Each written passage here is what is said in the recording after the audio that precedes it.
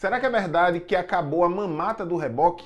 Muita gente tem me perguntado, tanto no WhatsApp quanto no Instagram e principalmente aqui no YouTube, sobre essa mudança na lei. Eu já fiz outros vídeos falando sobre ela, mas eu vou responder pontos específicos para que você possa entender de uma vez por todas o que é que muda de fato.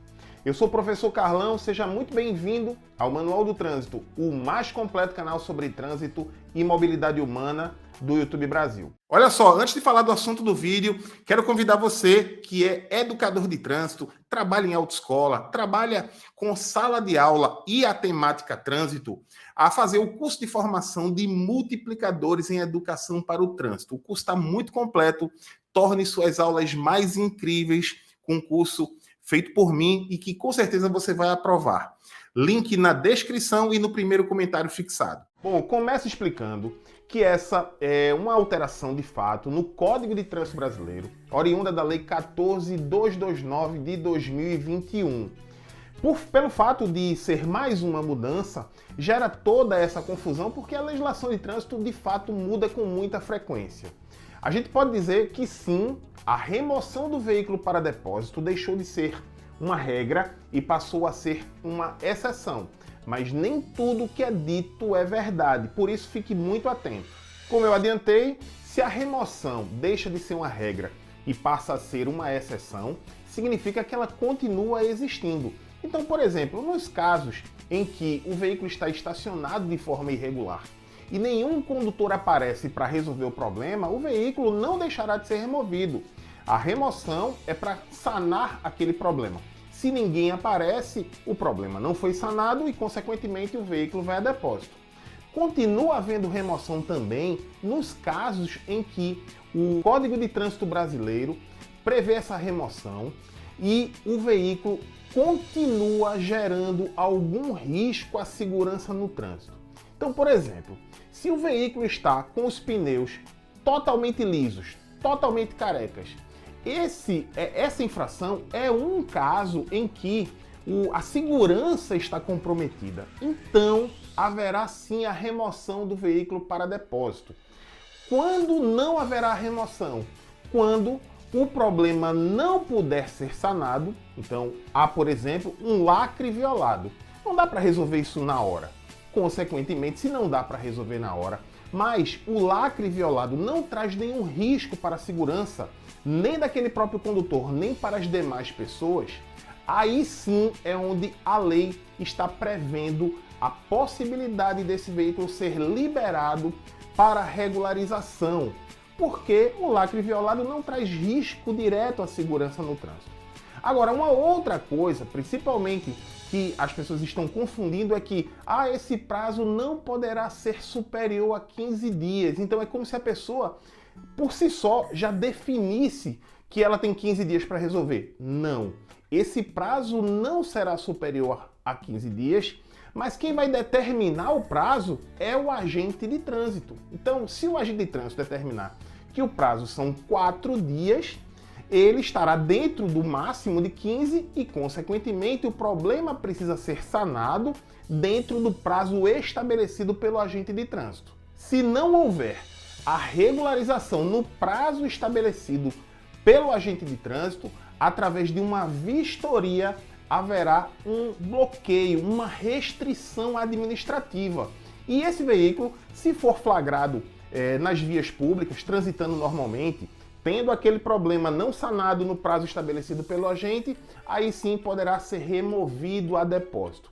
Essa restrição administrativa prejudica o andamento de outras questões, por exemplo, do licenciamento do veículo, de o veículo ser transferido a propriedade para uma outra pessoa. Enquanto o problema não for sanado, a restrição é mantida. Em relação ao licenciamento, a legislação, essa mudança, disse exatamente o seguinte: quando a infração prevê remoção e o problema não puder ser sanado, não trazendo nenhum risco, o veículo não será levado a depósito. Porém, há uma exceção: licenciamento. Se o veículo não está licenciado, se o veículo está com débitos, não caberá essa alteração na legislação. O veículo será sim removido a depósito. Muita gente questiona, mas se a pessoa na abordagem lá fizer a regularização, pegar lá o boleto, pagar junto ao banco, ele não deverá ser liberado? Bom, essa é uma pergunta que não pode ser respondida para todo mundo que me assiste nesse momento. Por quê? Há muitos relatos em que há estados em que se a pessoa fizer aquele pagamento na hora, a baixa do débito e automaticamente o licenciamento, ele já é automaticamente liberado. Mas, na maioria dos casos, o simples fato de pagar as taxas de licenciamento, o IPVA, multas vencidas, não significa que o veículo automaticamente estará liberado.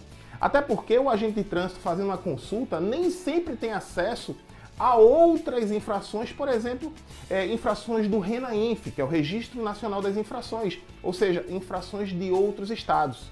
Às vezes o agente consulta na base do estado, não tem débito nenhum, mas tem alguma outra infração que pode estar na base nacional, mas que ele não consegue enxergar no seu próprio sistema. O fato é o seguinte, é muito simples. Se for possível, ao pagar o veículo no sistema automaticamente da baixa e ele é considerado licenciado, o agente deve sim liberar. Mas isso não quer dizer que isso vai acontecer em todos os casos. Então, coloque isso na sua cabeça. Licenciamento não está contemplado. Mas eu não posso pagar na hora? Se o sistema considerar que o veículo foi licenciado a partir do momento que você pagou, sim, tá ok. Mas se não for considerado, repito que será a maioria dos casos, pelo menos no dia que a gente grava hoje, aí não será considerado licenciado e vai sim para depósito. Uma outra questão que é importante, para eu não ficar aqui respondendo, tal infração é de um jeito, tal infração é de outro, o que é que vai acontecer se for tal infração? Primeiro, já existia essa possibilidade do agente de trânsito não fazer nenhum tipo de remoção no caso em que a infração preveja retenção do veículo, que é diferente de remoção do veículo. A lei a que eu me refiro aqui, a 14.229, é referente à remoção do veículo, em que o agente dará um prazo não superior a 15 dias. Mas já era previsto nos casos de retenção essa mesma regra, sendo que para retenção o prazo é diferente, é não superior a 30 dias. Então, só para dar um exemplo de uma infração que muita gente perguntou, o veículo está rebaixado, o veículo está rebaixado. Essa infração, que é de alteração de característica, o código prevê retenção do veículo e não remoção. Neste caso, por ser retenção, não está enquadrado dentro desta lei, e sim de retenção, que é prazo não superior a 30 dias. Mas repetindo, depende do prazo que o agente dará. Não é até 30 dias para a pessoa fazer do jeito que quiser. Será o prazo estabelecido pelo agente, não superior a 30 dias no caso de retenção, não superior a 15 dias no caso de remoção, mas o prazo que ele estabelecer deve ser feita a regularização e posterior vistoria. Repetindo, não fez a vistoria, restrição administrativa, o veículo não poderá mais trafegar. Se houver abordagem, ele será removido a depósito.